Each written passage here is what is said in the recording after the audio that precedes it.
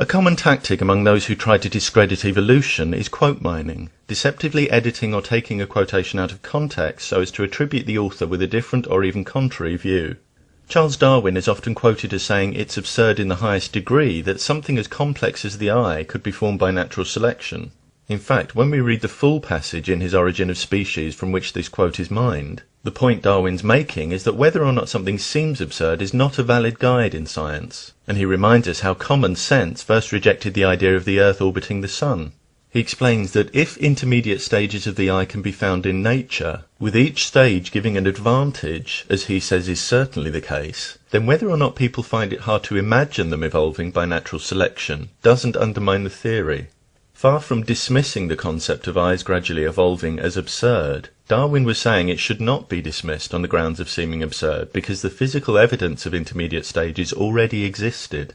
He even goes on to discuss where such stages can be found in nature. So how could something as complex as the human eye have evolved gradually? Various natural scientists have given straightforward solutions to the problem. First, a patch of light-sensitive cells distinguishes light from dark. If these cells form a shallow cup, different cells will respond to different angles of incoming light, giving information about the direction of light and possible predators.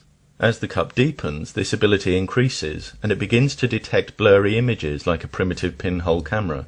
Next, mucus produced by the cells collects in a globule, bending and focusing light and improving on detail. Then the mucus hardens to form a lens, allowing an even clearer picture. While all this is happening, the eye can benefit from moving more freely in its surrounding structure, and putting the shape of the lens under muscle control increases focusing power. We can keep adding refinements until we reach an eye like our own.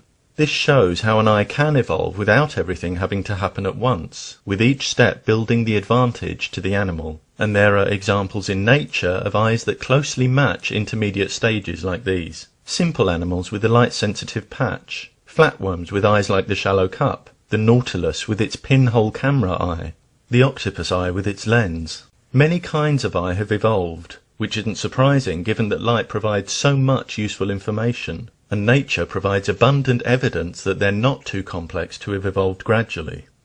The bombardier beetle has been another favourite with anti-evolutionists. It shoots boiling caustic spray from its abdomen when threatened, a mechanism they claim couldn't have evolved because, according to them, the smallest variation in the balance of chemicals involved would lead to the beetle exploding. Anti-evolutionists have often misdescribed the defence mechanism as consisting of two chemicals that explode when mixed, or having an inhibitor to stop them exploding and an anti-inhibitor to cause the boom. In fact, the chemicals in question, hydroquinones and hydrogen peroxide, don't explode when mixed, and there are no inhibitors or anti-inhibitors. The true mechanism involves these chemicals being released through a valve into a thickly lined chamber where catalysts induce the reaction, and the resulting pressure causes the substance to gush from the abdomen. Outspoken creationist Dwayne Gish has likened this mechanism to a rocket, needing every part present and functioning in order to reach the moon. Notice how this analogy encourages us to attribute the mechanism with vastly disproportionate super complexity, a common creationist ploy when trying to make evolution seem impossible. But did this have to be an all-or-nothing leap of biology? Certainly not.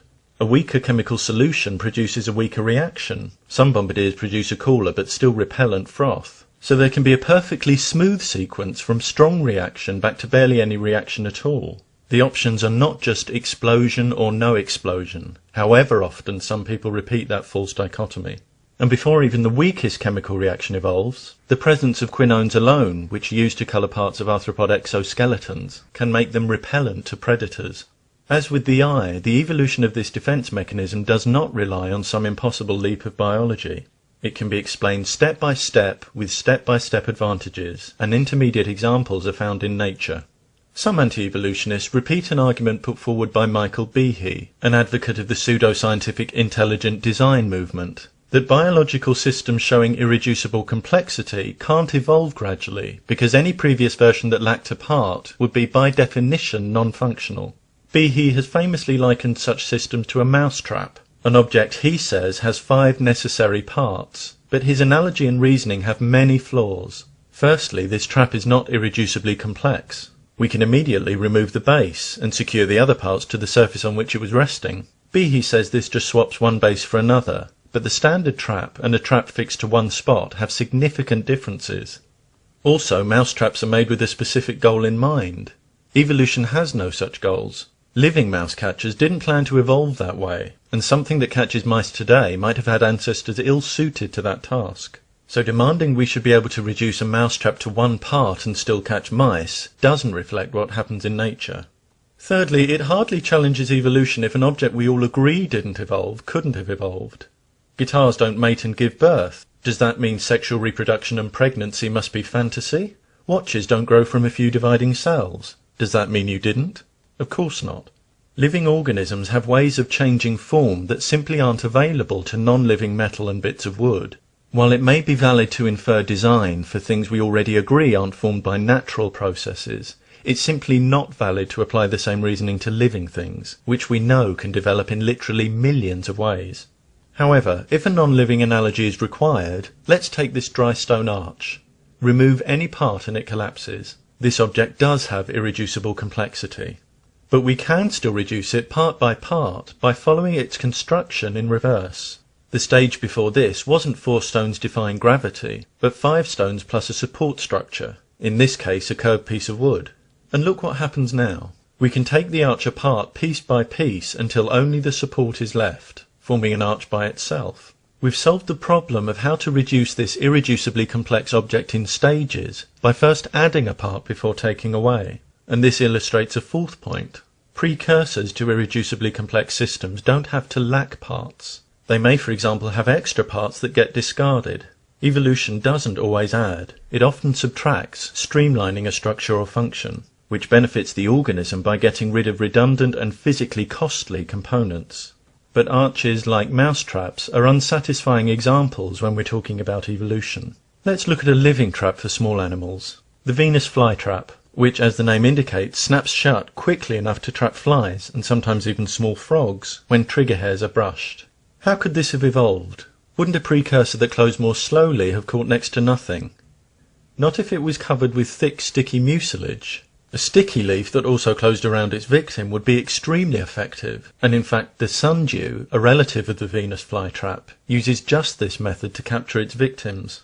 Note how the extra factor, stickiness, isn't present in the Venus flytrap, but can allow slower precursors to be effective. As with the dry stone arch, a crucial factor not present in the last stage enables the last stage to develop. Even systems that are irreducibly complex can and do arise gradually through a combination of addition, subtraction, change of parts, and/or change of the function of parts. Behe's argument ignores 3 of these options and is therefore invalid. But even if there was only addition, the argument is still wrong, because we can remove components from an irreducibly complex system and still be left with functional parts. Parts with secondary functions that benefit the organism in other ways. Biology professor Kenneth Miller has explained how this is the case with the bacterial flagellum, another complex system whose gradual evolution has often been declared impossible. If we remove not one but more than half of its 40 to 50 components, we're left with a system used by bacteria to inject toxins into host cells. This is very far from non-functional. Indeed, almost every constituent protein in the flagellum has been identified with proteins that perform other cell functions.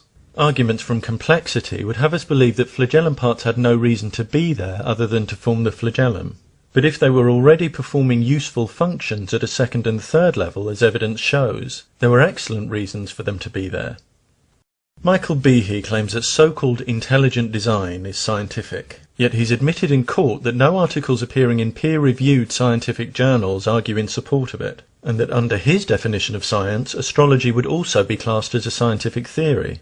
In court, where lies can lead to serious penalties and unsound arguments can be thoroughly and systematically dissected, intelligent design has been quickly exposed for what it is: creationism, thinly concealed.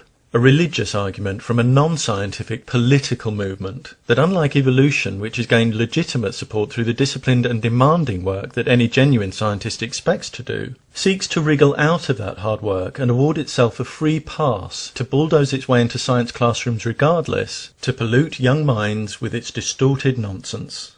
History is littered with examples of scientific facts being fought and denied by those threatened by knowledge and curiosity about our universe. So anti-evolutionists uphold a long tradition of blinkered dogmatists who let learning pass them by. But when people, not content with squandering their own opportunities for education, feel driven to sabotage the education of others, that is inexcusable. Complexity in nature can seem baffling at times. However, as Charles Darwin explained, what seems baffling is not a valid guide in science. As we've seen, complex natural systems can evolve gradually through an accumulation of many small useful steps. Systems claimed to be irreducibly complex are often not, and even systems that are irreducibly complex can have functional precursors and evolve gradually. These facts destroy arguments from complexity at their very foundations, leaving the vastly overinflated claims of anti-evolutionists reduced.